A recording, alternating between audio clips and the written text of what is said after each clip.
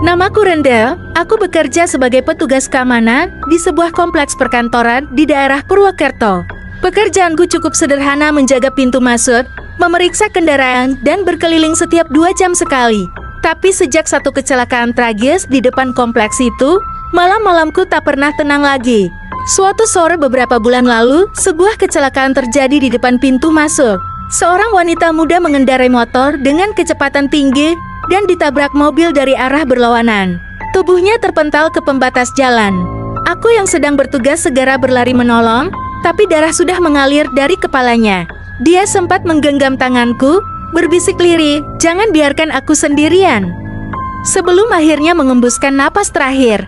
Sejak kejadian itu, setiap kali aku jaga malam, selalu terasa ada yang tidak beres. Lampu pos sering berkedip padahal baru diganti.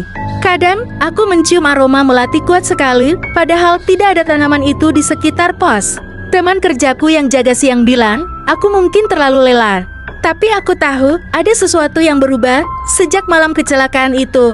Malam pertama terasa aneh. Saat berkeliling ke area belakang gedung, aku mendengar suara langkah pelan mengikuti langkahku. Ketika berhenti, suara itu juga berhenti. Aku menoleh, tidak ada siapa-siapa. Hanya angin yang berhembus membawa bau aspal basah. Tapi dari pantulan kaca jendela, aku seperti melihat bayangan perempuan berdiri di belakangku, rambutnya panjang menutupi wajah. Aku menelan ludang dan pura-pura tenang, lalu melanjutkan patroli. Namun, ketika sampai di pos, kursi yang tadi kosong tiba-tiba bergeser sendiri, seolah ada seseorang baru saja duduk. Lampu gantung di atas meja bergoyang pelan dan udara di ruangan mendadak dingin. Malam-malam berikutnya tidak lebih baik. Kadang aku mendengar suara motor berhenti di depan gerbang, tapi saat aku keluar untuk mengecek, tidak ada siapapun di jalan. Pernah juga aku melihat dari jauh, ada seorang wanita berdiri di bawah lampu jalan, mengenakan jaket hitam seperti korban kecelakaan itu. Saat aku berlari mendekat, sosok itu hilang begitu saja, hanya menyisakan helm retak tergeletak di aspal. Aku sempat menceritakan hal ini ke penjaga lain yang kebetulan jaga malam bersamaku. Tapi saat ku beritahu, wajahnya langsung pucat. Ia berkata, "Ren, jangan bicara sembarangan. Tadi pagi aku juga lihat wanita itu, tapi dia di depan pintu pos, netuk pelan-pelan sambil senyum." Sejak itu, kami berdua lebih sering jaga bersama. Namun entah kenapa, setiap pukul 2.30 menit dini hari, kami selalu mendengar suara tangisan pelan dari arah gerbang. Kadang terdengar dekat sekali, seperti di samping kami. Kadang juga dari speaker pos, padahal tidak tersambung ke apapun.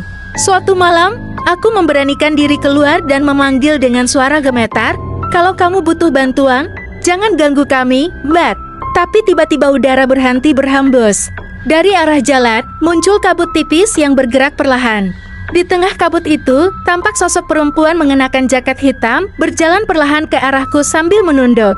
Langkahnya tak bersuara, tapi setiap kali ia mendekat, aku bisa mencium bau darah segar bercampur melati.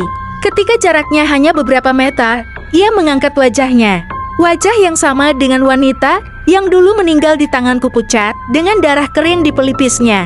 Aku kedinginan, katanya dengan suara gemetar. Aku terpaku, tak bisa menggerakkan tubuhku. Ia lalu mendekat dan menyentuh tanganku dingin seperti es. Seketika, aku melihat kilasan kecelakaan itu lagi, seolah aku sedang berdiri di tepi jalan malam itu. Dentuman keras, suara rem, dan teriakan. Semuanya terasa nyata.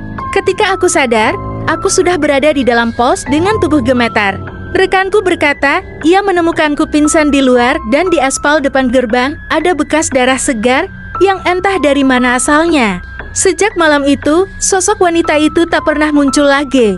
Tapi setiap kali aku lewat di tempat ia dulu meninggal, lampu jalan di sana selalu berkedip sebentar, seperti ada yang menatap dari balik kegelapan.